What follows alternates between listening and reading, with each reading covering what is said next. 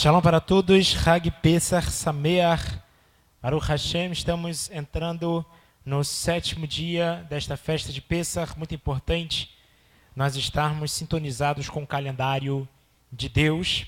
Nessa tarde nós vamos iniciar um estudo sobre Hilchot Yom Tov. Hilchot Yom Tov, leis sobre Yom Tov. Muito importante, irmãos, nós iniciarmos, nós vamos trazer aqui vários aspectos, várias leis concernentes ao que é chamado Yom Tov, inclusive as definições de Yom Tov, o que é Yom Tov, quais são os dias que são Yom Tov, quais são os dias que não são Yom Tov.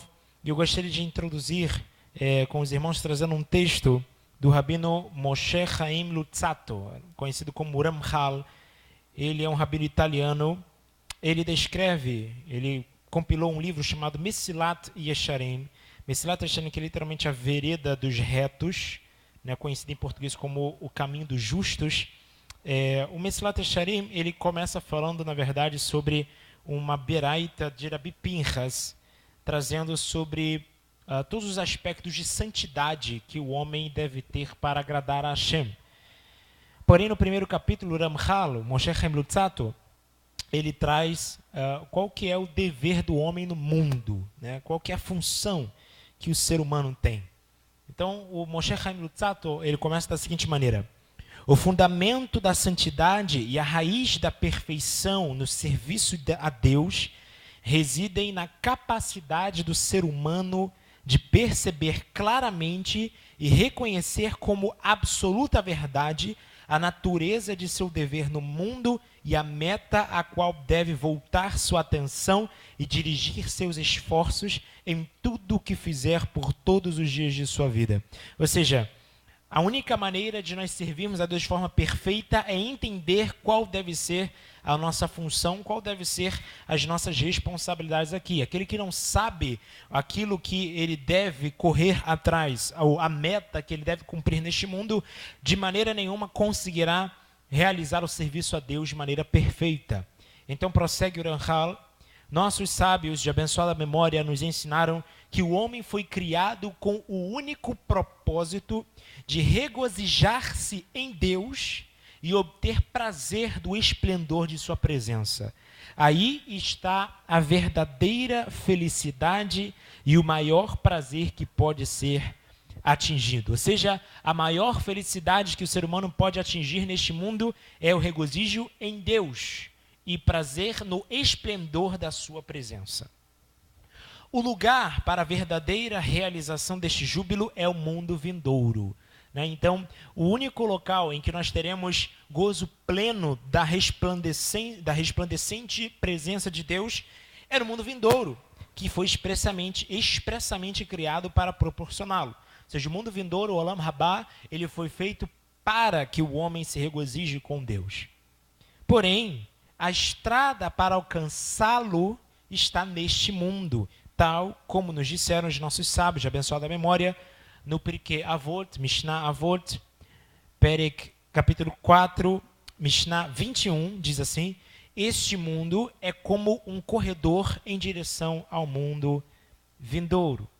Então, nós paramos para entender que a maior felicidade, ela é alcançada, ou seja, a maior capacidade do ser humano em armazenar felicidade só será completa no mundo vindouro, no Olam Rabá. E este mundo, Olam Hazé, este mundo, ele é comparado a um corredor, ele é comparado a um espaço que leva ao mundo vindouro. Prossegue o Ramchal: o caminho para cumprir esta meta, aí agora ele vai trazer como que nós chegamos neste objetivo, é a prática das mitzvot que nos foram ordenadas por o Eterno, bendito seja o seu nome. O lugar onde essas mitzvot podem ser praticadas é unicamente neste mundo. Então, quais são as ferramentas que Deus nos dá a fim de que alcancemos esta meta? É o cumprimento de mitzvot.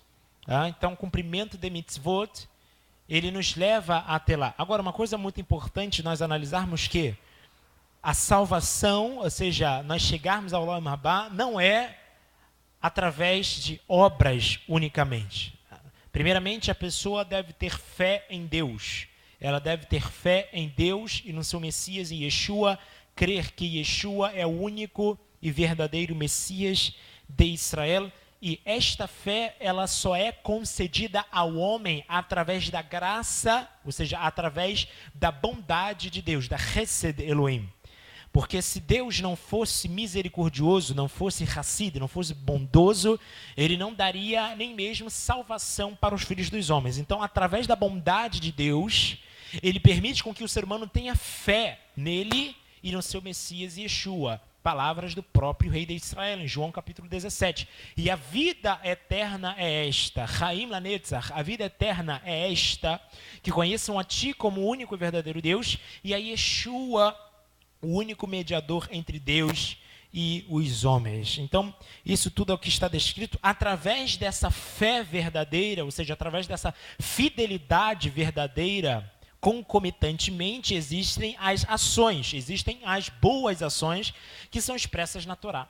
Então, quando nós alcançamos a fidelidade verdadeira, a fé verdadeira, a confiança em Deus, nós então começamos a praticar estas mitzvot de maneira espontânea. Ou seja, é exatamente aquilo que Jeremias, no capítulo 31, versículo 33, ele dirá, Deus mencionando através da boca do profeta Irmiau Hanavi, eis que eu firmarei uma nova aliança entre a casa de Israel e a casa de Judá, porei a minha lei no seu coração e a escreverei no seu interior, e eu serei para eles como Deus, e eles serão para mim como povo, e não me lembrarei mais das suas transgressões. Ou seja, quando nós temos a fé verdadeira em Deus, nós praticamos a nossa fidelidade com Deus, a Torá, ela se encontra já não mais apenas em livro, mas ela se encontra na sua essência, nos seus princípios, dentro do nosso coração, escrita no nosso interior, a fim de que nós cumpramos todos os dias das nossas vidas. E através da prova da nossa fé, que é a obra, que são as obras, nós alcançamos o Olam Haba. Prossegue o Ramchal, por isto o homem foi colocado primeiro neste mundo, para que por estes meios que lhes foi proporcionados aqui, ele possa ser capaz de alcançar o lugar que lhe foi preparado, o Olam Haba, o mundo vindouro, onde será recompensado pelos méritos adquiridos através das mitzvot. Como disseram os nossos sábios de abençoada memória, no tratado Masechet Eruvim, página 22a, hoje para cumprir mitzvot e amanhã para receber sua recompensa. Então, aqui os nossos Chachamim, na linguagem de presente e futuro, eles trazem hoje e amanhã como sendo hoje neste mundo e amanhã no mundo vindouro para receber a recompensa das mitzvot. Obviamente que as mitzvot, elas possuem uma recompensa pelas próprias mitzvot, isso está escrito no Pirkei Avot 4.1, ou seja, Pirkei Avot, Perek Dalet, Mishnah Aleph, o Pirkei Avot, no capítulo 4, Mishnah 1, ele diz, Sachar mitzvah, mitzvah, a recompensa da ordenança é a própria ordenança, ou seja, Hashem nos obriga a cumprirmos de coração aberto a mitzvah de Shabbat. E assim, quando nós cumprimos a mitzvah de Shabbat, a recompensa de Shabbat é o próprio Shabbat, ou seja, o descanso. Mas da mesma forma, isso que está escrito no Pirkei Avot 4.1, está escrito no Tratado Eruvim 22a, que hoje cumprimos mitzvot e amanhã recebemos as suas recompensas, ou seja, cumprimos mitzvot para receber a recompensa da própria mitzvah, ou cumprimos mitzvot para receber amanhã apenas as recompensas. Há mitzvot que nós recebemos hoje e há mitzvot que recebemos amanhã, no Olam Haba, no mundo vindouro. E isso é o que está resumido na Mishnah PA, capítulo 1, ele diz assim, Ele dvarim shein lahem shiur, estas são as coisas que não possuem medida. HaPA, ve'habkurim, ve'arayon, glemut chassadim, ve'talmud Torah. Ou seja, ele vai dizer, a mitzvah que é para deixar os cantos dos campos abertos para os estrangeiros, para os pobres, essa é uma mitzvah que não tem medida. Ou seja, Hashem, ele não estipula uma medida máxima em que você pode deixar os seus campos, o canto dos seus campos para os estrangeiros. Habikurim, as primícias, não existe uma quantidade máxima que você tem que levar para o Beit HaMikdash a fim de cumprir essa mitzvah. Vai de acordo com a medida que o ser humano coloca lá sobre ele mesmo. Harayayon, o que é Harayayon? Harayayon é basicamente o Korban de Hagigah. O Korban de Hagigah é verdadeiramente o sacrifício de festividades. Reayon. Reayon, que é o significado da Mishnah para o Korban Hagigah. Também não possui medida. Gimilut Hassadim, que são boas ações também não tem máxima, não tem medida máxima. Quanto mais boas ações, Gimilut Hassadim, você fizer, mais recompensa você receberá. Não existe uma quantidade máxima para cumprir essa mitzvah de Gimilut Hassadim. Assim também como o Talmud Torá, o estudo da Torá não possui um limite máximo para o estudo de Torá, em que Hashem diz para você, tá bom, chega de estudo de Torá. Não existe isso. Ou seja, essa mitzvah, ela shiur, não tem medida. E vai continuar. Elo devarim she'adam ochel perotem ba'olam hazeh ve'akeren kaemet l'olam haba. Então, estas são as coisas que o homem planta neste mundo e colhe no mundo vindouro. Ele vai mencionar kibud avaim, honrar os pais, gimilut hassadim, boas ações, achnasat kala, que é a preparação da noiva, achnasat betamikdrash, que é a preparação da casa de estudo. Todas essas mitzvot, o ser humano, ele planta neste mundo, mas só colhe no mundo vindouro. Então, há mitzvot que o ser humano tem a sua recompensa neste mundo, mas também há outras mitzvot que o ser humano colhe no mundo vindouro. Prossegue o Ramchal. Achnasat kalah. Isso, que é literalmente trazer a noiva, né? Ou seja, você preparar a noiva, deixar ela bonita para o casamento. Achnasat kalah. Perdão? Da noiva. Achnasat kalah. Esta ação você só colhe no mundo vindouro.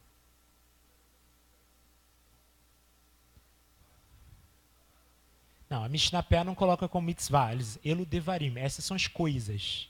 Essas são as coisas que o homem planta nesse mundo e só colhe no mundo vindouro. Então ele não estipula como mitzvah em si, mas esta boa ação, essa gimlut hassadim, essas boas ações, você planta aqui, mas só colhe no mundo vindouro. Prossegue o Ramchal. Ele começa a se aprofundar um pouco mais. Analisando mais profundamente esta questão, compreenderemos que somente a união com Deus constitui a verdadeira perfeição. Como disse David Ameller, o rei Davi, em Salmos capítulo 73, versículo 28. Mas, quanto a mim, na proximidade do Eterno está a felicidade a que aspiro. E em Salmos capítulo 27, versículo 4, um anseio manifestei ao Eterno e a sua realização buscarei, que eu habite em sua morada todos os dias de minha vida. Pois somente este é o verdadeiro bem, e tudo o mais, mesmo que nos pareça bom, não passa de decepção, vazio e consta apenas nos falsos valores. Então o Ramchal, ele traz exatamente a palavra de Shlomo HaMelech no livro de Eclesiastes, em que ele olha para todas as coisas que acontecem debaixo do sol e só vê fadiga. E então a gente entende de onde nós conseguimos encontrar a verdadeira felicidade neste mundo. Então o Ramchal, ele, de maneira interessante, ele diz que a felicidade não se encontra neste mundo, a felicidade se encontra além deste mundo, que é o próprio Hashem Baruch Hu. Ou seja, a proximidade com o Eterno, esta é a felicidade verdadeira que o homem pode encontrar enquanto vivo. Prossegue o Ramchal. Será certamente adequado que, primeiramente, trabalhemos e nos esforcemos para alcançar a aquisição deste bem. Isto é, devemos persistir em nossos esforços para que possamos nos unir ao Eterno através dos nossos atos que se constituem em mitzvot. Ou seja, a prática de mitzvot nos faz nos aproximar, não a prática legalista das mitzvot, mas a prática sincera das mitzvot nos faz aproximar desta felicidade com o Eterno.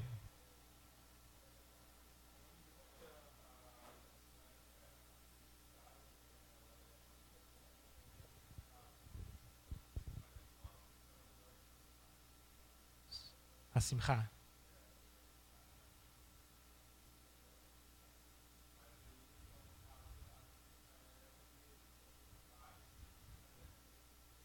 Perfeito. Perfeitamente. Perfeitamente.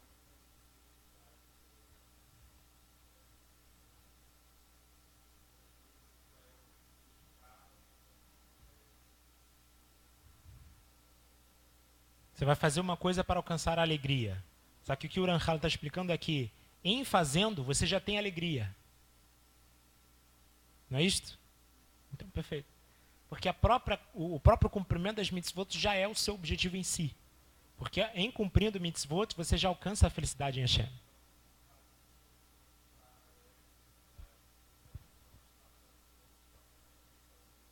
Perfeito. Ou talvez se ela está cumprindo uma mitzvah e não tem simcha, ela não está cumprindo a mitzvah de maneira verdadeira. Este, na verdade, foi o motivo do nosso povo ter adentrado no exílio. Porque é o que está escrito, porque não servistes a Deus, teu Deus, com alegria, eis que vos colocarei diante de vós estas coisas. É Deuteronômio 28. Ou seja, o fato de nós não servirmos a Deus com alegria, isso é a pena, é o exílio, é a própria galut. Então, por isso que é muito importante a gente frisar, que está escrito no Salmo 100, em que Davi da Melech diz assim, Ivdu et Adonai besimcha, sirvam a Deus com simcha, com alegria. Então, a alegria, ela é praticamente o ingrediente presente em todas as mitzvot. Então, em todas as mitzvot, você tem que colocar a simcha, tem que colocar a alegria, porque este é o objetivo da própria ordenança. Prossegue o Ramchal. O Eterno, bendito seja, colocou o homem num lugar onde muitos são os fatores que podem afastá-lo do Santíssimo. São os desejos, os anseios terrenos que, se a eles o homem se entregar, farão com que se afaste e mais se distancie do verdadeiro bem.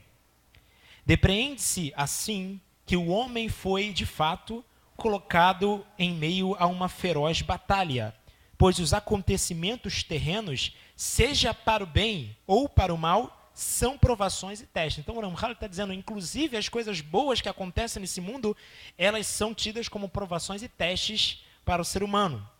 Como disse o rei Salomão, Provérbios capítulo 30, versículo 9, isto para que, estando farto, eu não seja tentado a renegar-te, dizendo, quem é o Santíssimo? Ou, tendo caído na indigência, me ponha a roubar.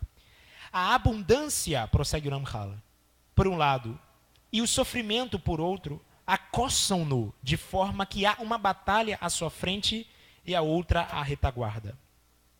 Se ele for temente e sair vitorioso de ambas, será um homem íntegro, que conseguirá unir-se ao Criador e sairá do corredor para finalmente entrar ao palácio e ser iluminado pela luz da verdadeira vida. Quando conseguir reprimir suas tendências malévolas e seu desejo terreno, e se abstiver de envolvimento com os fatores que o afastaram do bem, ele alcançará este objetivo e com ele se regozijará. Ou seja, apenas na morte.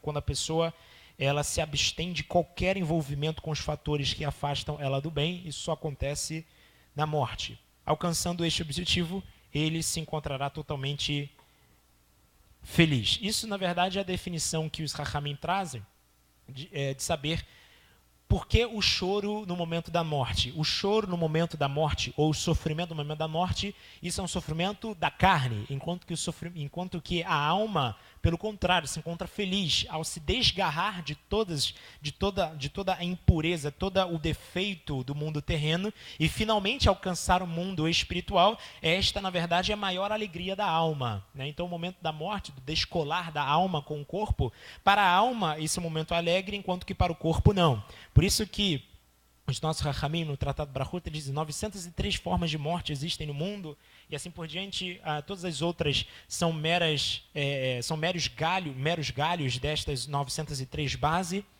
mas eles dizem da seguinte maneira, uma pessoa que ela tem o seu Yetzer Hará, o seu Yetzer Hatov alimenta-o de maneira constante, ou seja, o seu lado bom da alma, ele a todo momento sempre está alimentando, com mitzvot, com gemilut chassadim, com alegria, assim por diante, Shevach, Rodá, que são cânticos e louvores a Hashem. Uma pessoa que sempre está alimentando o seu Yetzer Hatov, no momento da morte, ela não sente tanta dor assim. Enquanto que, pelo outro lado, se uma pessoa, ela a todo momento está apegada a este mundo, com seu Yetzer Hará, praticando transgressões, praticando falhas, e por diante tendo gosto com o pecado, No momento em que sua alma está para sair, ela está se apartando de todas aquelas práticas ruins que ela gostava. Então, para uma pessoa, para um rachá, para um perverso, o descolar da alma com o seu corpo, que é a morte, é um momento muito mais traumático do que para um tzadik, do que para um justo. Uma análise mais profunda nos fará compreender que o mundo foi criado tendo o homem como objetivo. Na verdade, ele se mantém num difícil estado de equilíbrio. Se é arrastado por valores mundanos e desta forma se afasta do Criador, não somente se prejudica, como também prejudica o mundo em que vive. Entretanto, se através do autodomínio ele vence os obstáculos com que se depara e se une com seu Criador, usando o mundo apenas para ajudá-lo em seu serviço a Deus, ele é elevado e o próprio mundo é elevado com ele. Todas as criaturas são enaltecidas quando servem ao homem íntegro, que é santificado pelo Eterno. Como disseram os nossos sábios, de abençoada memória, em relação à luz que o Eterno bendito seja reservou aos justos, no Tratado Hagigá, página 12a, diz assim, abre aspas, quando o sagrado, bendito seja, viu a luz que havia reservado aos justos, ele se regozijou, como está dito, Provérbios 13:9, a luz dos justos traz alegria. Esse é um versículo que nós falamos no Kol Nidrei, em Erev Yom Kippur. E em relação às pedras do lugar que Jacó colocou e pegou de sua cabeça, está escrito no Tratado Hulim 91b, Rabi Tzchak diz, isto nos ensina que as pedras juntaram-se num só lugar, dizendo que o justo repouse sua cabeça sobre mim. Ou seja, uma pessoa, quando ela chega no seu estágio de homem íntegro, de uma pessoa justa, uma pessoa íntegra, todas as coisas que ela interage com a natureza, ou seja, a cada alimento que ela ingere, esta pessoa íntegra, a cada ação que ela pratica, ela está retificando o alimento, ela está retificando a própria prática e os próprios instrumentos que ela utiliza. Então isso acontece, ele traz outros exemplos, com o próprio Yaakov, o próprio Jacó, quando ele utiliza as pedras do local para usar como apoio para a sua cabeça, denota o Midrash, ele traz uma espécie de briga, uma luta entre as pedras, a fim de que ficassem debaixo da cabeça do tzadik, para assim alcançarem a sua maior elevação. Os nossos Chachamim, de abençoada memória, chamam esta nossa atenção para este princípio no Midrash Kohelet Rabbah 7:28. Está escrito assim no Midrash. O Midrash ele está trazendo uma referência de Eclesiastes 7:13, em que diz assim, veja a obra de Deus. Isso é o que Shlomo HaMelech traz. Midrash prossegue. Quando o sagrado, bendito seja, criou Adão, ele o tomou e fê-lo andar diante de todas as árvores do Gan Eden. Disse-lhe então, veja, quão belas e louváveis são minhas obras, e tudo aquilo que eu criei foi para o teu bem. Tome cuidado para não danificar e destruir o meu mundo. Em resumo, o homem foi criado não para a sua estadia neste mundo, mas para a sua permanência no mundo vindouro, sendo a primeira etapa apenas um meio para alcançar a segunda, que é a etapa final. São inúmeras as afirmações e declarações de nossos sábios de abençoada memória, todas elas numa mesma linha. Comparam este mundo ao lugar e ao tempo de preparação, e o mundo vindouro ao lugar que foi reservado ao repouso e ao proveito daquilo que já fora preparado. Esta é a intenção em que os sábios dizem, no Pirkei Avot, no capítulo 4, Mishnah 21, este mundo é comparado com um corredor, e o mundo vindouro é comparado como o teatro principal. Prosseguem os Chachamim, tratado Eruvim 22a, hoje para cumprir e amanhã para receber sua recompensa. Tratado Avodah Zará 3a, aquele que se esforçou na sexta comerá no Shabat. Kohelet Rabbah, Midrash Kohelet Rabbah 1:36, este mundo é como a praia e o mundo vindouro é como o mar, e entre outras citações e assim por diante. Seja sempre mostrando esse mundo, o Olam Hazé, como sendo uma passagem para o mundo vindouro, que é o objetivo de toda a criação. Lembrando que quando falamos de mundo vindouro, não estamos falando de era messiânica. Mundo vindouro é após a era messiânica, com a vinda da Nova Jerusalém. Na verdade, nenhum ser racional poderia acreditar que o propósito da criação do homem tenha algo a ver com a sua estadia neste mundo. Pois em que consiste sua vida neste mundo? Quem está verdadeiramente contente ou satisfeito neste mundo? Diz o salmista, é de 70 anos a extensão das nossas vidas, ou, para os mais fortes, 80 anos. O que seria orgulho e sucesso? Não passa de fadiga e enfado. Salmo 90, versículo 10. Quantos tipos diferentes de sofrimento, de enfermidade, de dor e de provação? E depois disso tudo, apenas a morte? Dificilmente encontraremos alguém que possa afirmar que o mundo tenha agraciado com uma superabundância de gratificações e verdadeiro contentamento. Ainda que encontrássemos tal pessoa, mesmo se alcançasse a idade de 100 anos, também terminaria por deixar o mundo e dele desaparecer. Além disto, se o homem tivesse sido criado apenas em prol deste mundo, ele não teria a necessidade de ter recebido uma alma tão preciosa e elevada, mais exaltada que os próprios anjos, pois não se satisfaz com nenhum dentre todos os prazeres deste mundo. É isto que nos ensinam os nossos sábios de abençoada memória no Midrash Coelhet Rabbah. E a alma não será satisfeita. Isso é um texto de Eclesiastes, capítulo 6, versículo 7. Ao que isto se parece? A situação de um habitante de certa cidade que se casa com uma princesa.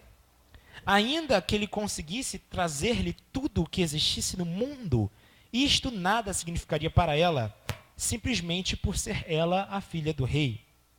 O mesmo acontece com a alma. Ainda que lhe fossem trazidas todas as delícias e benesses do mundo, estas nada significariam para ela, considerando-se que ela provém dos céus. E assim nos dizem os nossos sábios de abençoada memória no Pirkei Avot, capítulo 4, Mishnah 29, é dito assim: contra a tua vontade foste criado, contra a tua vontade nasceste, pois a alma não tem amor algum por este mundo. Ao contrário, ela se aborrece nele. O Criador, bendito seja o seu nome, jamais teria criado algo para uma finalidade que fosse desprezível ou que contrariasse a sua natureza. O homem foi criado, portanto, em prol de sua estadia no mundo vindouro. E por isto a alma foi nele insuflada.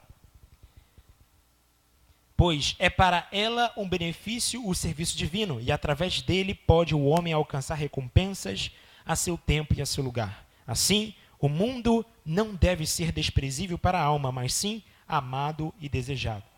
Evidentemente, ao alcançarmos esta percepção, reconheceremos a grandiosidade e a importância das obrigações que as mitzvot nos acarretam, e a preciosidade do serviço divino, que é colocado em nossas mãos, pois são os meios que nos levam à verdadeira perfeição. Ou seja, o Ramchal está dizendo da seguinte maneira: se você não tem a esperança de um mundo vindouro, você só colherá deste mundo sofrimentos e coisas que são enfadonhas.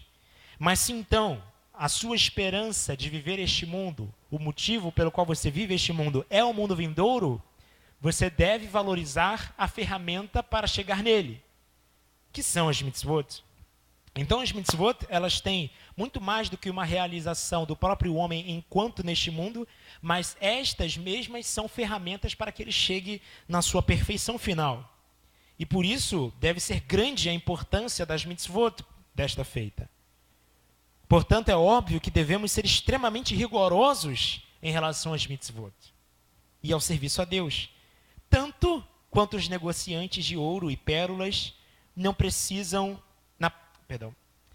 Devemos ser rigorosos na relação das mitzvot, tanto quanto os negociantes de ouro e pérolas, na precisão e no rigor com que pesam seus produtos. Os irmãos perceberem as balanças que um ourives usa, é uma balança muito precisa, porque ele sabe muito bem que uma grama de ouro ou uma grama de diamante, se tiver no erro da balança, vale muito. Então, eles consideram o material no qual eles manuseiam muito precioso, por isso eles têm uma precisão muito maior e uma dedicação e um zelo muito maior. Para nós, nada pode ser mais precioso uma vez que os frutos resultantes são a verdadeira perfeição e a felicidade eterna. Os nossos sábios, eles trazem no Tratado Shabat, eles dizem da mesma maneira, assim como nós fizemos essa comparação, um ourives terá uma balança muito precisa, porque ele sabe a preciosidade do produto que ele está manuseando, e os nossos Rachamim, no Tratado Shabat, eles fazem a seguinte comparação. Se isto o ourives faz com o seu produto que é perecível, venha e aprenda, dizem os sábios.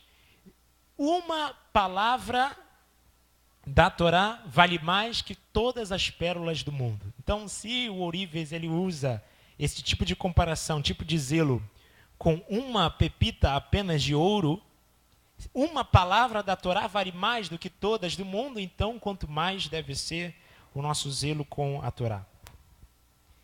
Prossegue o Ramchal. Disto depreende-se que a essência da existência do homem neste mundo é o cumprimento das mitzvot, o serviço a Deus e a resistência às provações.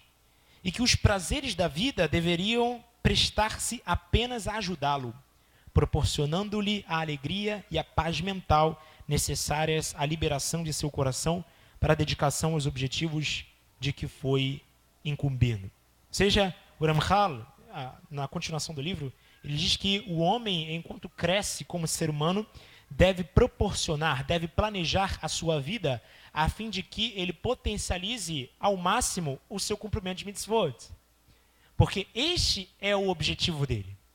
Se um ser humano, se uma pessoa traça a sua vida para ganhar dinheiro, ou traça a sua vida para ter tranquilidade, mas isto, por outro lado, o impede de cumprir mitzvot, este não deveria ser o caminho que o homem deveria trilhar. Porque o objetivo da sua vida não é ter tranquilidade neste mundo, mas sim ter tranquilidade no mundo vindouro. O objetivo da vida dele não é ter riqueza neste mundo, e sim no mundo vindouro. E o caminho único que ele alcança para isso é através das práticas das mitzvot. Então o homem deve adaptar a sua vida a fim de que ele alcance no máximo de cumprimento de mitzvot. Diga para.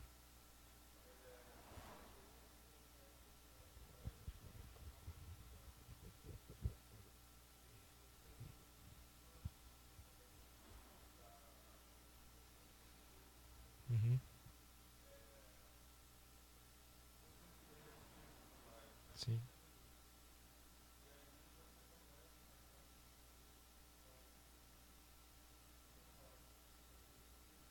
Uhum. Sim.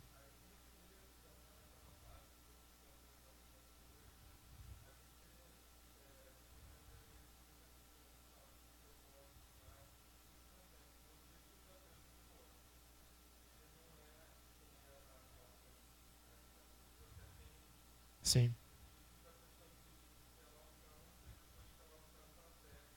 Sim. Perfeito. Nem que a próxima meta seja continuar cumprindo a meta anterior. Perfeito.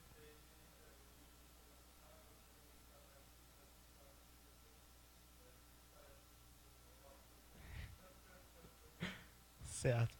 Então, é muito importante a gente analisar isso. Tem uma história de um Hassid, de um homem piedoso, religioso da Torá. Ele chega para o Magid Mesrit, ele recebe uma proposta de trabalho. Já mencionei essa história aqui, é uma história verdadeira. O Hassid chega diante do Magid Mesrit, isso foi há 200 anos atrás. Ele diz assim: Magid Mesrit, eu quero que o senhor seja sincero comigo. Eu recebi uma proposta de trabalho que vai me fazer cumprir todas as mitzvot durante o resto da minha vida. Magid Mesrit olhou para ele e disse: bom trabalho é este. Que você seja vitorioso, tenha êxito no seu trabalho. Porque tendo êxito no trabalho, você vai conseguir cumprir todas as mitzvot durante o resto da sua vida. Mas o Hassid disse para o Magid da seguinte maneira: mas Rebbe, para que eu alcance este trabalho, eu preciso trabalhar por 3 anos sem cumprir Shabbat, sem cumprir Kashrut, sem cumprir as festas. Mesrit olhou para ele, arregalou os olhos e disse: você realmente quer que eu aprove esse trabalho? Você vai passar 3 anos e quando você dizer que agora você está pronto para cumprir as mitzvot, você já está morto espiritualmente. Então, é como literalmente uma pessoa dissesse, se uma pessoa dissesse para você: olha, prenda a respiração por 7 minutos. Por 7 minutos. Depois dos 7 minutos, eu vou te dar um prêmio que você não precisa mais se preocupar com vida. Só precisa ficar 7 minutos debaixo d'água. A pessoa pergunta: você está fazendo essa pergunta para mim? Que proposta é essa? Eu tenho certeza que em 7 minutos imerso na água eu vou morrer. Então não importa qual será a recompensa que eu tenha depois dessa ação. Se eu vou morrer, então já não vale mais.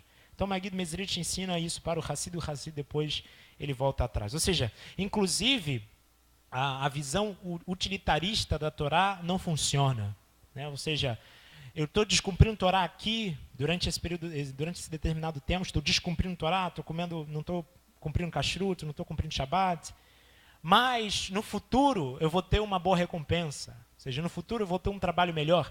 Essa visão utilitarista não funciona na Torá. A todo momento você tem que buscar cumprir as mitzvot.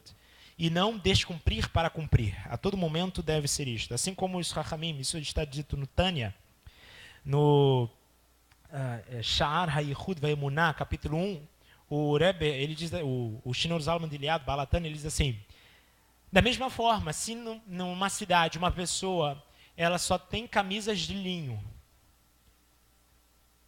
e as tzitziot são de lã, ela não pode fazer as tzitziot dela de lã com linho, porque isso é proibição de She'atenes. Então ela não pode descumprir para cumprir uma mitzvah.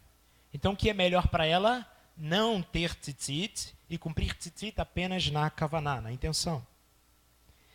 Prossegue o Ramchal, diz da seguinte maneira: daqui depreende-se que a essência da existência do ser humano neste mundo é o cumprimento das mitzvot, o serviço a Deus, a resistência às provações, e que os prazeres da vida deveriam prestar-se apenas a ajudá-lo e proporcionando-lhe a alegria e a paz mental necessárias à liberação de seu coração para a dedicação aos objetivos de que foi incumbido. Na verdade, é essencial que todas as suas tendências e inclinações estejam voltadas para o Criador, bendito seja o seu nome, e que todos os seus atos, pequenos ou grandes, não tenham outra motivação senão aproximar-se mais e mais do Altíssimo. Rompendo todas as barreiras, todos os elementos terrenos e seus desdobramentos que venham a se interpor ao seu caminho, até que ele seja atraído ao Santíssimo, tal como ocorre com o ferro em relação a um ímã. Tudo o que possa apresentar um meio para conseguir-se tal proximidade deveria ser buscado e mantido pelo homem, que tudo deveria fazer para não perdê-lo. Por outro lado, o homem deveria fugir do que pudesse representar um obstáculo a este objetivo, como Rav Shaul diz na segunda carta aos Tessalonicenses, capítulo 5, fugir, inclusive, da aparência do mal. Assim como se foge de um incêndio. Como está escrito, Salmos, capítulo 63, versículo 9, minha alma a ti se une, a tua destra me sustenta. O homem é trazido a este mundo somente para este propósito, o de encontrar esta proximidade, libertando sua alma de todos os impedimentos que a acometam e de tudo aquilo que possa vir a afastá-la deste objetivo. Tendo reconhecido de maneira absolutamente clara e verdade deste princípio, devemos passar a estudar seus detalhes, conforme seus estágios do início ao fim, de tal forma como foram organizados pelo rabino Pinchas Ben Yair e apresentadas em sua introdução.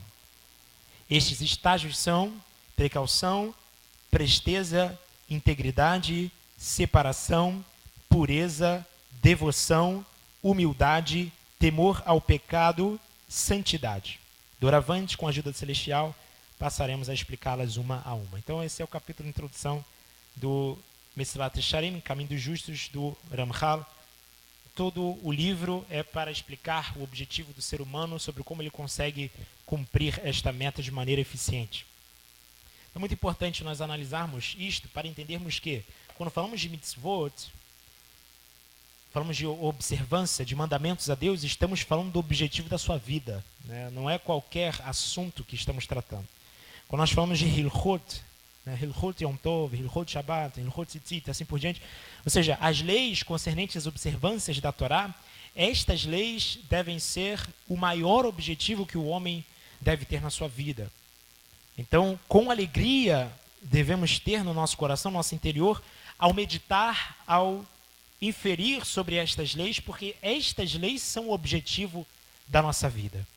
Então, o Kuzari, Sefer HaKuzari, ele traz um diálogo entre o rei de uma província, chamada província dos Khazares, e um rabino no período da Idade Média. Nesse livro, o Kuzari está em busca da verdadeira religião e dialoga com várias delas, como a filosofia, islamismo, cristianismo, zoroastrismo e etc. Porém, ao passar por todas elas, chega ao judaísmo, religião no qual constata sua veracidade diante de todas as outras. Numa parte do livro do Sefer Kuzari, no diálogo 3, no 10º parágrafo, o Kuzari, já convencido da Torá ser a verdade, ele descobre o segredo dos judeus terem se preservado por tantos milênios, sem terem sido exterminados, apesar de tantos exílios. Então, o Kuzari, é muito engraçado essa parte, na verdade, do diálogo, em que a todo momento o Kuzari, né, que é o rei dos Khazares, ele está se convertendo, né, a Deus, né, através da religião judaica, e a todo momento no diálogo ele faz uma pergunta e o rabino responde. Aí pergunta e o rabino responde. Porém, quando chega aqui, ele diz para o rabino assim: Rabino, eu posso te ensinar um ponto? Eu sei que você está me ensinando muito, mas eu quero te ensinar também.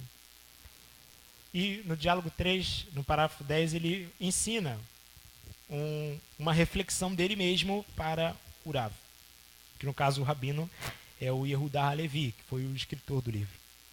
Ele diz assim: refleti durante algum tempo sobre o destino de vocês e cheguei à conclusão que Deus possui um segredo que preserva vocês. E esse segredo é a observância do Shabat e das 3 festas de peregrinação, Pesach, Shavuot, Sukkot, que o Criador amoldou como fator maior na preservação do seu modo de conduta e esplendor. Então imagina, veja o que o Kuzari está ensinando. Ele está dizendo assim de maneira: eu sei que Deus tem um segredo com vocês, e descobri que esse segredo da preservação do povo judeu, do seu povo, é a observância de Shabat e das 3 festas de peregrinação, Pesach, Shavuot, Sukkot. Sem a supremacia da observância do Shabat como mandamento divino, que comemora o próprio ato da criação, o êxodo do Egito, a memorial outorga da Torá, outras nações já os teriam conquistado, escravizado ou usado como soldados, dividindo-os entre si devido ao seu alto grau de inteligência e clareza mental. Sem o Shabat, nenhum de vocês teria oportunidade de vestir algo limpo e não desfrutaria de um só dia de suas vidas. Então, o que o Kuzari está ensinando da seguinte maneira: um escravo, uma pessoa que está sendo escravizada por um outro povo, ela nunca, mesmo tendo um vestido bonito, ela nunca almeja usá-lo, porque ela é escrava, não possui motivo algum, na verdade, pelo contrário, só possui tristeza, e por isso ela não daria valor àquele vestido. Mas o que o Kuzari está dizendo é: mesmo numa situação de escravidão, vocês, se fossem escravos, usariam o vestido porque é Shabat. E Shabat deve ser comemorado com honra. Então, este tipo de esperança em meio ao exílio sempre mantém a sua vida permanente. É dito: não teriam tempo para congregarem-se em torno do seu estudo da Torá, pois estariam destituídos da base que dá continuidade à sua nação, mesmo quando estão no exílio. Tem como passar o slide aqui? Isso é um texto do Sefer HaKuzari, diálogo 3, o parágrafo 10. Então o Kuzari ele traz essas referências.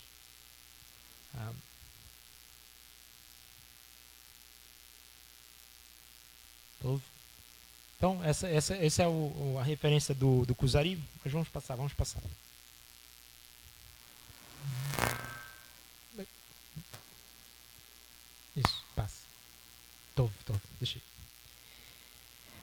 Um poeta famoso inglês chamado Mark Twain, século XIX, ele escreve a sua fascinação sobre a persistência do povo judeu no planeta ao longo de tantos anos. Então, Mark Twain é um goi, ele faz uma análise, né, em terceira visão sobre o povo, e ele diz da seguinte maneira: se as estatísticas estão corretas, os judeus constituem apenas 1% da raça humana.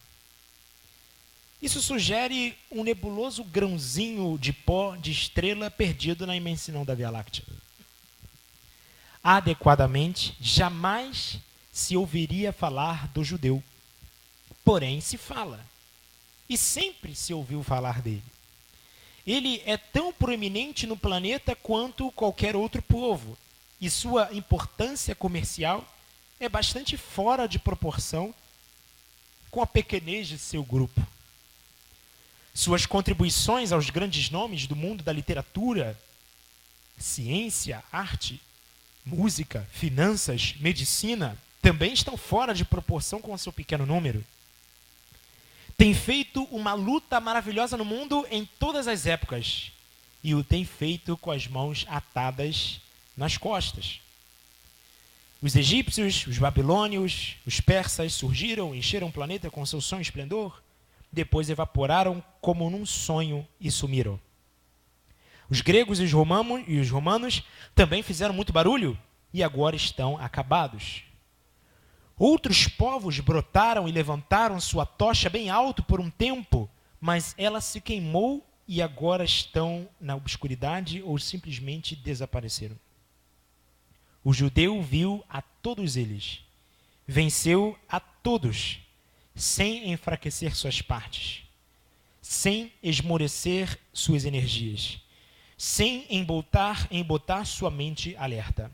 Todas as coisas são mortais. As outras forças passam, mas ele permanece. Qual o segredo da sua imortalidade? Então o Mark Twain ele fica perplexo, ele não consegue entender o motivo central da existência do povo judeu. Povos muito mais encorpados como império, com governos, por centenas de anos existiram e por centenas de anos desapareceram. E o povo judeu, por 2000 anos, passou sem um único rei, sem um único governador, sem um único prefeito, durante 2000 anos, e este foi o que sobreviveu. Ele pergunta por que eles estão vivendo, por que eles continuam vivos. Se a regra da história é o mais fraco morre e o mais forte permanece, por que o povo judeu continua existente? Twain termina seu texto com uma excelente pergunta. E claro está que todas as nações gostariam de saber a resposta. Ou seja, qual nação não gostaria de saber o segredo da imortalidade? Qual nação não gostaria de saber isso? Como nós vimos na referência do Kuzari, por mais incrível que pareça, o motivo da imortalidade do povo judeu é nada mais, nada menos que a observância do sagrado Shabat e das festas do Eterno. Conclui-se, portanto, que nenhuma comunidade persistirá pelos anos se não for zelosa com a guarda do Shabat e das festas.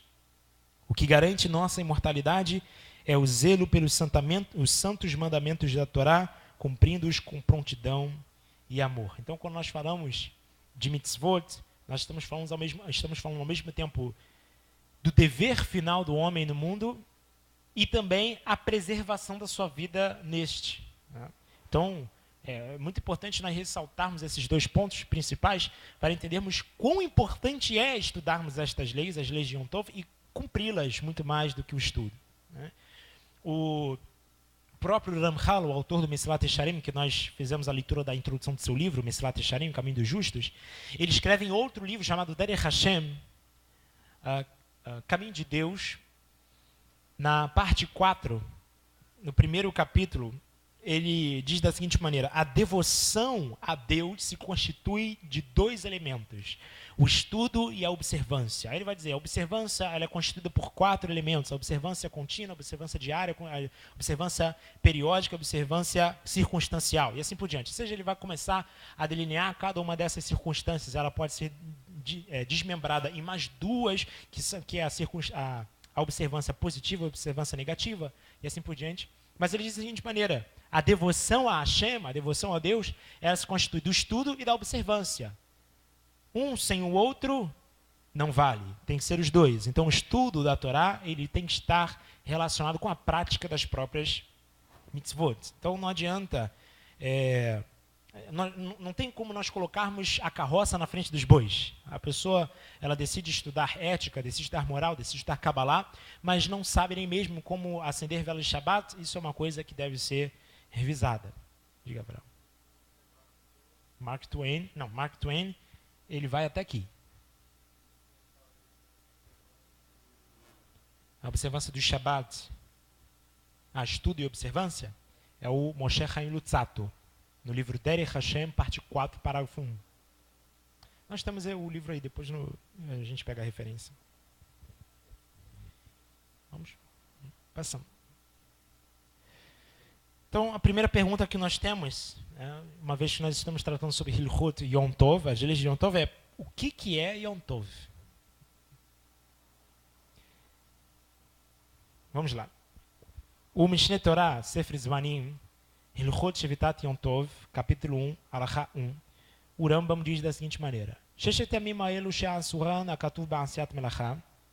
6 dias são aqueles em que as escrituras proíbem de se fazer trabalho, que são Shehen, Rishon Ushvit Shel Pesach, primeiro e sétimo dia de Pesach, que é hoje, sétimo dia de Pesach. Rishon Ushmini Shel Chag HaSukkot, o primeiro e o oitavo dia de Chag HaSukkot, o dia de Shavuot, o Vechad al-Chodesh HaShvi'i, o primeiro dia do sétimo mês, que era o Rosh Hashanah, do primeiro do sétimo mês, Hen Hanikraim Yamim Tovim. Esses são chamados de Yom Tov. Então, todos esses dias são os que nós chamamos de Yom Tov. Então, quando nós falamos sobre leis de Yom Tov, estamos estudando inclusive as leis para este dia. O que deve ser feito neste dia e o que não deve ser feito neste dia. Muito importante a gente entender que esses dias não são nem Shabat e nem dias comuns. É a classificação de que a gente chama de Yom Tov. Vamos entender o que é isso. Então, quais são os dias de Yom Tov? São primeiro e sétimo dia de Pesach, primeiro e oitavo de Sukkot, Shavuot e Rosh Hashanah. Esses são os que nós chamamos de Yom Tov, ok? De Yamim Tovim. Então, apenas 6 dias no ano que nós chamamos de Yamim Tovim. O Rambam vai continuar. Nessa mesma referência, o Rambam vai continuar. Ele vai dizer da seguinte maneira. Vamos lá. O Shvitat Kulan, isso. O Shvitat Kulan Shein Asurim, Bechol Melechet Avodah Chutz Mimelacha Shei Letzorech Achila.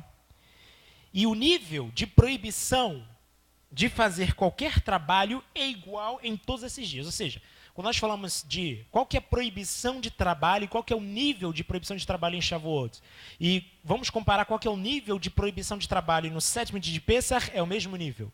Não há diferença, é a mesma proibição, o mesmo nível de proibição de trabalho para todos esses Yamim Tovim. Então, a Torá não faz diferenciação entre a festa de Sukkot, a festa de Shavuot, a festa de Pesach. Não existe mudança, alteração de nível de proibição para essas festas. É a mesma proibição. Em que todo trabalho é proibido. Bechol melechet avodah, asurim bechol melechet avodah, ou seja, o trabalho servil é proibido em todos esses dias. Chutz, porém, com exceção há uma categoria de trabalho necessária para preparar comida. Como está escrito, Shinemar,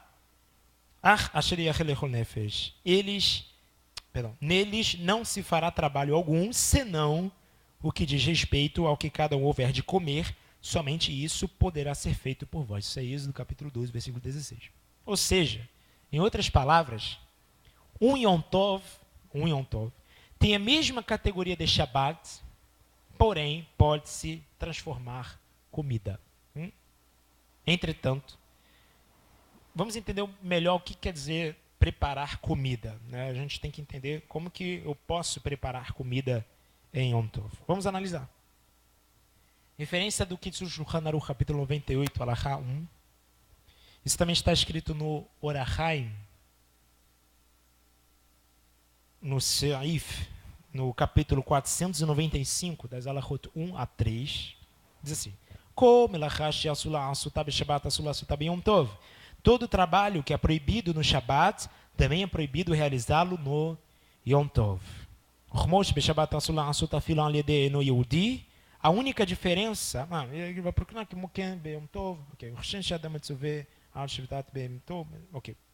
ele vai continuar, ele vai trazer algumas outras diferenças antes. A única diferença entre Shabat e Yom Tov, ou seja, a única diferença que há entre Shabat, dito Shabat, e Yom Tov, é em relação ao preparo de comida, preparo de alimentos, conforme está escrito, salvo que é para comer para toda a alma, unicamente isso será feito para vós. Ele vai dizer, lixá, afiá, shchita, vishul, seja preparação da massa, né, panificação, abate, que é a shchita, e o vishul, que é a cozedura. Seja qualquer trabalho que, inclusive, tenha a manipulação de fogo, se ele está relacionado à preparação de alimentos, é permitido de acordo com as leis que nós vamos tratar aqui.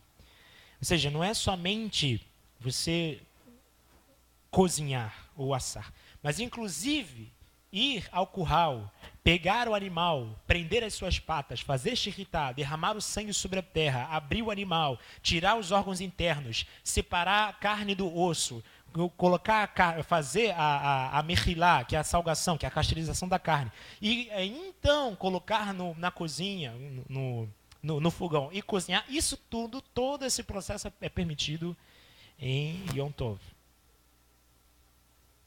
Sim, desde que seja para o Yom Tov, perfeitamente. Então todos entenderam? Não é somente cozinhar, assar, fritar, mas todo o processo, né, de você desossar o animal e assim por diante, fazer a casteurização, tudo isso é permitido em Yom Tov. O que no caso não é permitido em Shabat. Em Shabat isso não é permitido. Trabalhos, em geral, em Shabat é totalmente proibido, inclusive trabalhos concernentes à cozinha. E surge a pergunta: eu posso fazer comida de Yom Tov, no Yom Tov, para o dia seguinte? Ou seja, eu posso fazer comida do Yom Tov para o dia seguinte? Ou seja, hoje é sexta, estou no Yom Tov, certo? Estou no 7º dia de Pêssach, hoje é sexta, amanhã é Shabat. Eu quero fazer o meu almoço de Shabat para amanhã, posso fazer ou não posso fazer? Vamos ver. Está escrito da seguinte maneira, Êxodo 12:16. Neles não se fará trabalho algum, senão que diz respeito ao que cada um houver de comer. Deduz-se que ao que cada um houver de comer se refere à alimentação imediata e não à postergada. Ou seja, aqui, quando a Torá vai falar sobre as leis de Yom Tov, então a Torá diz assim: neles não se fará trabalho algum, senão ao que diz respeito ao que cada um houver de comer. Ao que cada um houver de comer está falando da alimentação imediata, não da alimentação postergada. Então a Torá não está falando que se você quiser você pode fazer a comida para a semana inteira. É o que cada um houver de comer, ou seja, na proporção de cada pessoa, no Yom Tov você pode preparar a comida. E portanto, nós temos a conclusão do Kitsu Shulchan Aruch, ele vai trazer para a gente, passando o slide. Passa mais um. Opa, beleza. Todo trabalho permitido de ser realizado no Yom Tov. Qual é o trabalho permitido de ser realizado no Yom Tov? Nenhum, a não ser preparação de comida, somente pode ser realizado para usufruto no mesmo dia. Ok? Queria trazer aqui para os irmãos, antes de nós continuarmos a análise, no Sefer Mitzvot do Rambam, ele, a partir da Mitzvah Ta'aseh, do mandamento positivo 153, ou seja, são 248 mandamentos positivos na Torá, e a partir do 153 ele fala sobre Zmanim Vechagim, né, que são festas e tempos. Ele, na Mitzvah 153, ele vai trazer que é Mitzvah da Torá, calcular meses e anos, ou seja, o cálculo de Kiddush HaChodesh, santificação do mês, é Mitzvah da Torá, é o Mitzvah 153. Na Mitzvah 154, existe a mitzvah de oneg Shabbat, que é descansar em Shabbat. Seja proibido qualquer tipo de trabalho. Olha que coisa interessante que o Rambam está trazendo aqui. Ele conta como tendo 2 mitzvot apenas. Ou seja, a mitzvah da Torá não é somente descanse. Descanse é mitzvah tassé, e não trabalhe é mitzvah lo tassé. É contado como 2 mitzvot, mesmo uma subentendida da outra, não necessariamente, é contado como 2 mitzvot diferentes. Uma tassé e outra lo tassé. Então, mitzvah tassé, descansar em Shabbat, é mitzvah você descansar em Shabbat. Ou seja, não adianta você se separar de todo o trabalho servil e ficar com a mente completamente voltada para o trabalho, mesmo que não envolva as suas ações ou palavras, o seu pensamento estar ocupado em trabalho, isso infringe não o mandamento negativo, mas o mandamento positivo de descansar em Shabbat. Isso está registrado no capítulo 34, versículo 21 do livro de Êxodo. Essas mitzvot de descansar em Shabbat, de oneg Shabbat, elas são mais detalhadas no Tratado Betzá. Né? Porque o Tratado Betzá, os irmãos podem ver, se os irmãos virem a relação de Masertot, Masertot, de tratados do Talmud, vocês vão ver que não existe tratado Yom Tov. Existe tratado Pesachim, que fala da festa de Pesach. Existe tratado Shabbat, que fala do dia de Shabbat. Mas não existe tratado Yom Tov. É porque o nome não é Yom Tov. Mas existe um tratado chamado Masechet Betzá, que no Masechet Betzá ele vai trazer as leis de Yom Tov. Betzá é ovo. É porque o tratado, literalmente, o nome do tratado é Masechet Betzá. É o tratado ovo. É porque o Masechet ele começa com uma discussão dos sábios se uma galinha ela põe ovo em Shabbat, eu posso pegar ou não. Né? É muketze, não é muketze? Ou seja, é permitido pegar ou não? Então eles começam as discussões dele a partir disso, aí depois eles começam a falar sobre Yom Tov. Oi? É permitido. Porque não foi um objeto preparado. Né? Ela está fora das circunstâncias, é uma circunstância de ocasião, ou seja, foi aleatório, ela poderia ter feito isso depois da Havdalah. Então, como você não preparou, mas ao mesmo tempo não proibiu de ter, você pode pegar, não tem problema. Mas é óbvio, como o próprio relato do Talmud, é uma discussão, então vai ter gente que vai falar que é permitido, vai ter gente que vai falar que é proibido, mas a Halachá vai na permissão. Porque os Rachamim eles vão dizer o seguinte: em Shabbat não se cozinha, então por que você está pegando ovo? Né? Então é a seguinte maneira: você não vai pegar um martelo em Shabbat, porque é proibido martelar. Então o que você está fazendo com o martelo na mão? Né? Então os Rachamim que vão da posição de que não se pode, né, eles dizem assim: o ovo da mesma forma, o objetivo do ovo é você cozinhar. Você não cozinha em Shabbat, então deixa ele lá. É proibido, é muketze. Ou seja, é um objeto proibido em Shabbat. O que é muketze? O conceito de muketze no Tratado Shabbat é mais detalhado. Muketze são ferramentas ou objetos cujo o manuseio destes objetos é transgressão. Né? Então, por que o martelo é muketze? Porque martelar é proibido em Shabbat. Ou seja, utilizar, manusear, ele é proibido. Então, todos os objetos que são muketze são estes que o manuseio destes incorre numa transgressão. Então, os Chachamim falam, o ovo, o betzá, ele é muketze, porque você só vai utilizar ele para cozinhar. Enquanto que outros Chachamim, eles vão trazer a ideia de você não... Porque nem todo o objetivo do ovo é para cozinhar. Eu tenho uma criação de galinhas. Na criação de galinhas, o ovo, eu não vou comer o ovo em si. Eu quero que o ovo choque para que ele se torne um frango, assim por diante. Então, o objetivo não é para comer, não é para transgredir uma mitzvah da Torá. Eu só vou tirar ele, vou guardar ele, sem problema. Ou, outro motivo que é dado no Masechet é proteger o ovo de situações estrangeiras, ou seja, um animal que vai querer atacar e assim por diante. É permitido você tirar ele sem problema. Isso tudo é porque existe a halachá de que você não pode matar um animal em Shabbat, ou seja, deixar o ovo à deriva ali seria uma espécie de transgredir essa mitzvah. mas a Halachá permite. Mitzvah número 155, proclamar a santidade do Shabat. Essa mitzvah ela tem que ser feita todos os dias, não somente em Shabat.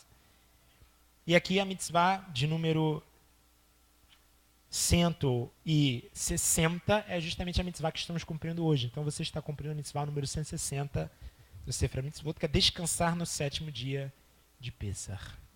Então diz o Rambam, este mandamento está expresso em suas palavras, louvado seja o 7º dia de santa vocação é. Então Mikra Kodesh, e a mitzvah número seguinte, 161, é a contagem do Omer, que nós vamos trazer um shur mais detalhado sobre essa contagem no Shabbat Bezrato Yitbarach. Então, apenas essa nota, nós sabemos que o Rambam conta, né, como sendo mitzvah da Torá, nós cumprirmos esse 7º dia. Né. Vamos prosseguir. Vamos lá.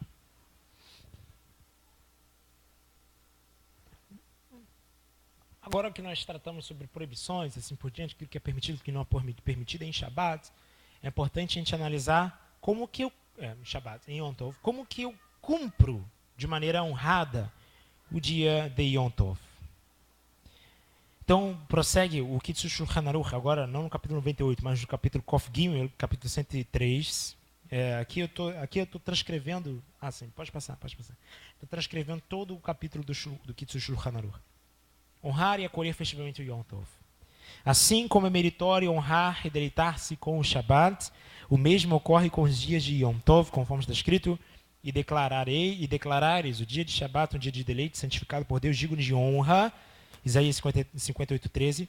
A Torá menciona que deve haver deleite onde há santificação, e sobre os dias de Yom Tov foi dito dias de convocação sagrada. Ou seja, todo dia que tiver entrelaçado com santificação deve haver alegria, deve haver honra, perdão. Então, em Yom Tov também deve honrar e festejar grandemente em Yom Tov. Agora, como que se honra? Como que se honra a festa? Vamos lá. Como efetiva-se a honra no Yom Tov? Como é que eu vou fazer isso?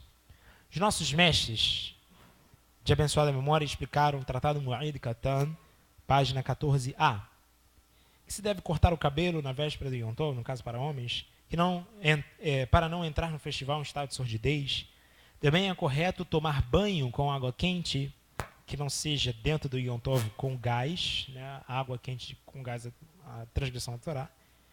Esfregar a cabeça, cortar as unhas na véspera do Yom Tov, assim como na véspera do Shabat. Também é meritório preparar a massa do pão em casa, no caso, diz Yom Tov em geral, mas nessa festa de Pesach não temos pão. Assim como se faz na véspera de Shabat, ou seja, Yom Tov deve ter halot, assim como Shabat tem, 2 halot inclusive. Igualmente, é proibido comer na véspera do Yom Tov, a partir do horário de Minchá, assim como proibido na véspera de Shabat, para que se possa comer com apetite a refeição do Yom Tov. Então, tem alguns que fazem um tzon, um retzitzon, que é uma metade de um jejum, a partir da Minchá Ketaná, que é por volta de 2/3 da tarde, né? Então, ali por volta de 4 horas da tarde, você inicia um jejum. Tem uma duração, na verdade não é um jejum em si, é uma abstinência de 2h30 de comida, né? Não é considerado um jejum em si. Quando a véspera do Yom Tov cai no Shabat, a terceira refeição deve ser ingerida antes do horário de Minchá Ketaná, foi o horário que nós mencionamos, 2h30 proporcionais antes do escurecer. Esse 2h30, pode passar, 2h30 proporcionais antes do escurecer. Por que 2h30 proporcionais? O que quer dizer esse proporcionais? É o conceito da Halachá que nós chamamos de Shaot Zmaniot. São horas proporcionais. Por que horas proporcionais? Na Halachá, na lei judaica, 1 hora não é um período de 60 minutos necessariamente. 1 hora é um período proporcional. Ou seja, como que eu declaro a hora judaica? A hora judaica é você calcular a quantidade de minutos desde o nascer do sol até o pôr do sol, e eu divido essa quantidade de minutos por 12. Dividiu. Às vezes dá 60, que no caso do equinócio, o equinócio dá 60, porque verdadeiramente desde o nascer do sol até o pôr do sol é uma hora, são uma quantidade de 12 horas, 12 horas dividido por 12 dá exatamente 60 minutos. Mas nem sempre é assim. Com o passar do ano, essa duração entre o nascer do sol e o pôr do sol nem sempre dá 12 horas. Às vezes dá 11 horas e 53 minutos, 11 horas e 54. E aí a hora judaica, ela vai cair para 58 minutos, 57, ou até mais. Tem algumas partes do ano que a Shas Maniá, ela vai até mais do que uma hora. Ela vai para 63 minutos, 64 minutos. Isso implica completamente sobre, por exemplo, o horário de acendimento das velas de Shabat, assim por diante. Por isso que esse é o motivo dos irmãos, todas as vezes que forem analisar quando que começa o Shabat, quando que termina o Shabat, é sempre um horário quebrado. Né? Tá lá 5h53 ou 6h57. Assim, por que está tão quebrado assim? É por conta de Shaot e Zmaniot. Então são horas proporcionais ao dia. O mesmo deve ser tomado na refeição do primeiro dia do Yom Tov, pois ele é véspera do segundo dia de Yom Tov. Então, no caso aqui, nesse último período, ele está trazendo quando é Yom Tov, atrás de Yom Tov. Bom, aqui também é importante a gente analisar que a importância das roupas em Yom Tov é menos do que Shabbat. No caso, o Shabbat possui uma honra maior em relação à vestimenta do que o próprio Yom Tov em si. Então, aquele que, enfim, usa gravata em Yom Tov tem que usar algo a mais em Shabbat porque a honra de Shabbat é maior. Ou aquele que usa gravata em Shabbat não usa gravata em Yom Tov porque a honra de Yom Tov é menor. Então, sempre tem que fazer uma diferenciação. E como nós tínhamos mencionado, Hidur Mitzvah, que é abrilhantar a Mitzvah, ela não tem fim. Né? Então, você pode abrilhantar a Mitzvah o quanto você quiser. Ou seja, o tzitzit, você pode abrilhantar o tzitzit o quanto você queira. Né? Ou seja, você pode abrilhantar o tzitzit. A Mitzvah, né? A melhor observância do tzitzit é a camisa de algodão e os fios de algodão. Mas você pode abrilhantar como sendo o algodão de Eretz, né? Ou seja, o algodão da terra de Israel e o tzitziot da terra de Israel. Você pode abrilhantar como sendo um lavan, como sendo o tzitziot brancas, né? Mas você pode abrilhantar ainda mais com um tzitzit, com o shamash pintado de azul, de techelet. Você pode abrilhantar ainda mais sendo techelet de acordo com o hilazon e assim por diante. Ou seja, você sempre vai ter um jeito de abrilhantar mais a mitzvah. Isso também inclui Yom Tov e Shabbat. Ou seja, você consegue abrilhantar Shabbat e Yom Tov com, inclusive, a preparação de comida, a comida que você traz, os talheres que você traz, o prato que você traz, e assim por diante. Tudo isso melhora no Hidur Mitzvah. Vamos lá, passando o slide. De que forma é o deleite na festa? Então, como que a gente pode entender melhor esse regozijo na festa? Vamos lá. Como se concretiza o deleite? Nossos mestres de abençoada memória explicam que é obrigatório comer 2 refeições no Yom Tov. Uma de noite e outra de dia. Não é costume comer 3. É obrigatório recitar o Kiddush com vinho antes da refeição, que é o que nós vamos fazer daqui a pouco. A bênção sobre o pão deve ser recitada com 2 pães inteiros, assim como ocorre em Shabbat. Deve-se servir fartas porções de carne, vinho e outras iguarias, de acordo com as condições de cada um. Então, aqui depois ele vai trazer alahot mais detalhadas sobre como cacherizar a carne, como cacherizar o vinho, assim por diante, no capítulo 72 do Kitzur Shulchan Aruch. Passando. Bênção Shecheyanu no Yom Tov. Em todas as noites de Yom Tov, na recitação do Kiddush, é proferida a bênção Shecheyanu, em demonstração de alegria pela festa. Nas noites do 7º e do 8º dia de Pesach, todavia não se profere Shecheyanu, porque eles não são Yom Tov independente, em contraste do Shmini Atzeret, que é uma festa independente. Então os irmãos puderam ver que ontem nós recebemos em Yom Tov, mas não fizemos a Brachá Shechianu no Kiddush, porque não é uma festa diferente. Né? O sétimo dia continua sendo mesmo o sétimo dia de Pessah. Então o Shechianu que nós fizemos, aí sim, a Brachá Shechianu que nós fizemos no início do Seder de Pessah, na sexta-feira à noite, você tem que intencionar, inclusive para o sétimo dia. Ou seja, todos os dias de Pessah têm que estar intencionados em uma só Brachá. Porém, algumas mulheres costumam recitar Shechianu menos no sétimo e oitavo dia de Pessah. Elas não devem ser repreendidas por agir assim. Essa era a responsa do Yaavetz. Yaavetz, Tzadik Gadol Batorá, foi um homem muito grande na Torá, contribuiu muito para a Alahá Sefaradi. Vamos lá, passando. Prescrição de alegrar os familiares.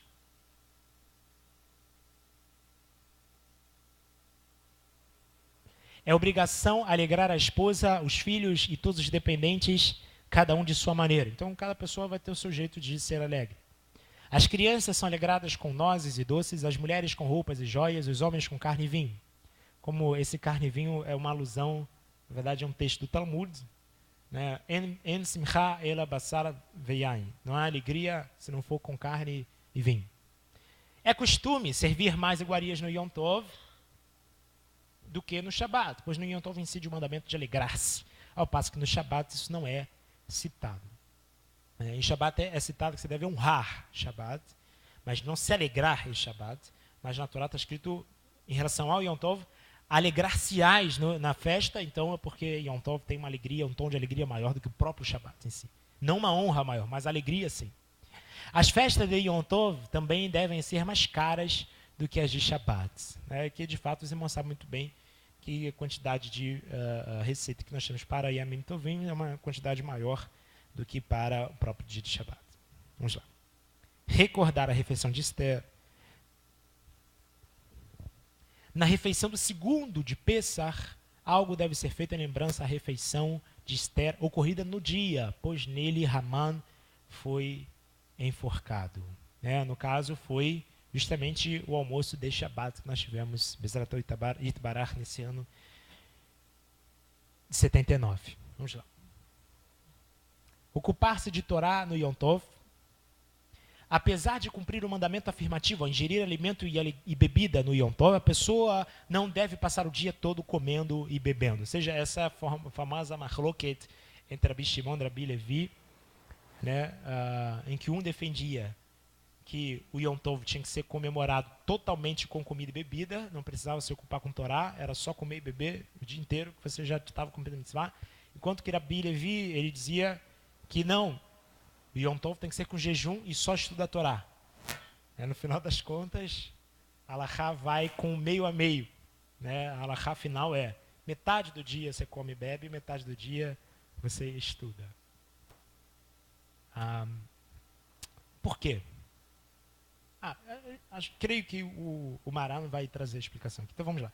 Dia da como foi escrito, dia de assembleia, então é Atzeret, a assembleia, para o eterno teu Deus. Então, um texto está dito, Atzeret la Adonai, né? Será uma assembleia para Deus. Aí que é de onde Rabi Levi tira que é só jejum e estudo da Torá, porque a assembleia é para Hashem, não para mim.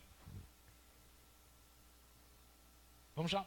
Isto é tirado para Deus. Por exemplo, estudar, rezar. Portanto, embora esteja escrito assembleia para vós, ou seja, Atzeret Lachem, então existem dois textos. Um é Atzeret Ladonai e outro é Atzeret Lachem. Ou seja, assembleia para Deus, ou seja, reza, estudo, jejum. E outro é assembleia para vós, comida, bebida, alegria. Então, um puxava um lado, o outro puxava o outro.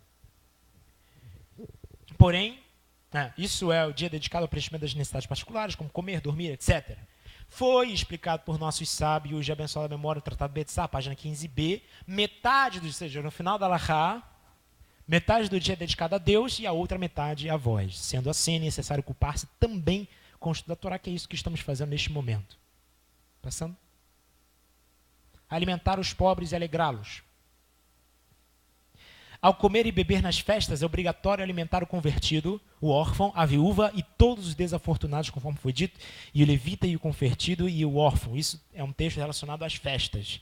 Deuteronômio 16 é um texto muito emblemático que fala sobre os tempos determinados de Deus. A pessoa que se tranca para comer e beber com sua mulher e seus filhos, deixando de prover os pobres e infelizes, não pratica a alegria a que a Torá se refere, mas sim a alegria da própria barriga. Foi dito acerca de quem age assim: os seus sacrifícios são como pão de velório, todos os que ingerirem se impurificarão, pois seus pães são para as suas almas. Oséias capítulo 9, versículo 4. Tal alegria é vergonhosa, conforme foi dito: atirarei esterco sobre vossas faces, o excremento de vossas festas. Malaquias 2:3. Então, a pessoa que fecha a porta e ignora todos os desafortunados e come e bebe e se alegra, essa alegria não é a alegria da Torá. Pelo contrário, a Torá e também os Neviim, os profetas, repreendem e muito sobre quem age dessa maneira. Vamos lá. Alegria excessiva no Yom Tov, isso é muito importante. Ao comer, beber, alegrar-se nas festas, a pessoa não deve exceder-se no vinho, no riso e na futilidade, pensando que isso acrescenta no preceito de alegrar-se na festa. Porque a embriaguez, isso aqui está no Pirkei Avot, o riso, a futilidade, nada mais são do que desrespeito e insensatez. Nós não fomos ordenados a agir assim, mas a nos alegrar com o que leva ao serviço de quem é o Criador de tudo, conforme foi dito. Porquanto não servistes a Deus teu Deus com felicidade e um coração alegre, quando tu tiveste abundância de tudo. Daqui se aprende que o serviço a Deus precisa ser feito com alegria, e é impossível servir a Deus com riso, futilidade e embriaguez. Então isso é muito importante nós analisarmos que essa é uma alahá que poucas pessoas prestam atenção, acabam se excedendo no vinho, acabam se excedendo na alegria, e o riso, futilidade e embriaguez é impossível servir a Deus com essas coisas. Está escrito no Shulchan Aruch.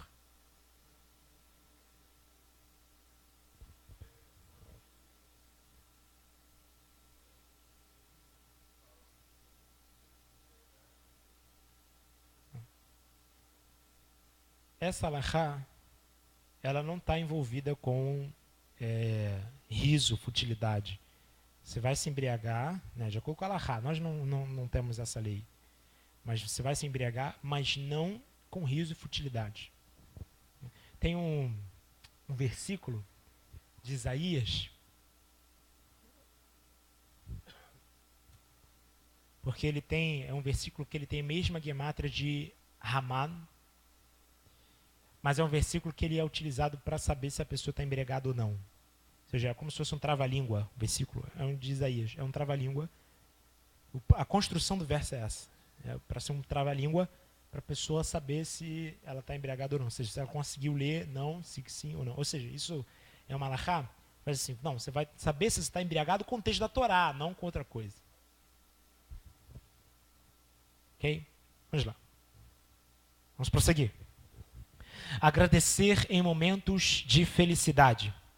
Os Hassidim, os piedosos, passando o slide, os Hassidim, que ininterruptamente têm Deus diante de si e o buscam em todas as suas ações, costumam abençoar e louvar mais e mais o sagrado, bendito seja, nas ocasiões alegres. A pessoa deve meditar no mundo nos instantes de felicidade e satisfação. Da seguinte maneira: se desta forma é a alegria neste mundo passageiro, que tem final amargo e sofrido, muito maior será a alegria no mundo vindouro, que é eterno e não possui final amargo. A pessoa também deve rezar ao sagrado, bendito seja, para que ele incline seu coração para servi-lo e cumprir os seus mandamentos com vontade sincera, para que tenha a felicidade eterna e mereça a vida no mundo vindouro, para ser iluminado com a luz da face do Rei vivo. Vamos lá? Supervisionar familiares. A pessoa deve supervisionar as atividades dos membros da sua família, para que eles não fiquem passeando em locais que os levem a agir com futilidade em associação com pessoas vazias. Deus não o permita. Pelo contrário, eles devem conduzir-se com santidade, porque o dia é Kodesh, é sagrado. E no encerramento do Yom Tov,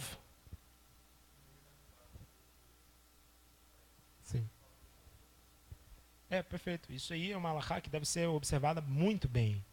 Principalmente porque a impressão que as crianças têm, a impressão que os adolescentes terão, no futuro vão ser o que os adultos farão.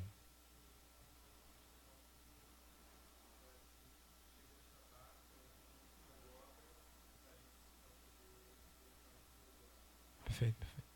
Isso deve ser repreendido pelos responsáveis. O encerramento do Yom Tov. Como que nós encerramos o Yom Tov? No término de Yom Tov, quer o dia seguinte seja um dia comum, quer seja Chol HaMoed, é recitado a prece de Atah Honantanu, na Shemona Esrei de Ma'ariv. No caso, quando é Yom Tov para Yom Tov, Yom Tov para Shabbat, não se recita Atah Honantanu na Amidah de Ma'ariv.